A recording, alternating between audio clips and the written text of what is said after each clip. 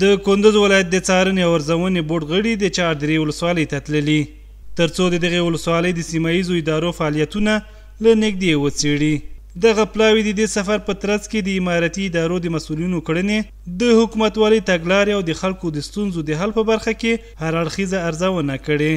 او یو ځل بیا یې د دې ولسوالۍ د ادارو له ټولو مسؤلینو او کارکوونکو څخه غوښتي چې خپلې چارې په ښه توګه ترسره کړي او په دندو کې رښتینې او جدي واوسي. هدف د څار او ارزونې یا نظارت له اداراتو څخه دا ده چې په اداراتو کې د هغوی د چارو ارزونه او نظارت وشي ترڅو وکتل شي چې د مسؤلینو چارې یا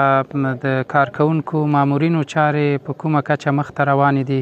ولسونه څومره رضایت لري، د اسلامي نظام د پالیسۍ او اصولو مطابق چارې په کومه کچه مخته روانې دي. او نظارت په دې هدف ده چې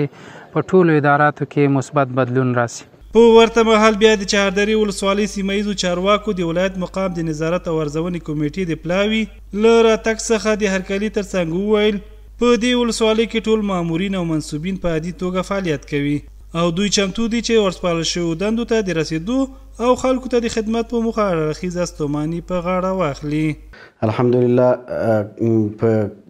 چهاردرې ولسوالۍ کې د ادارو کارونه ډیر ښه روان دي او په ښه طریقې سره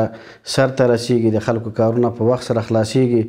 نو دوی هم ارزیابي وکړله، د خپلې ارزیابۍ نه خوښ وو او موږ هم د دوی نه دا تقاضا کوو، همدارنګه د ولایت د مقام نه دا تقاضا کوو چې هر وخت دغه شانته ټیمونه راولېږي،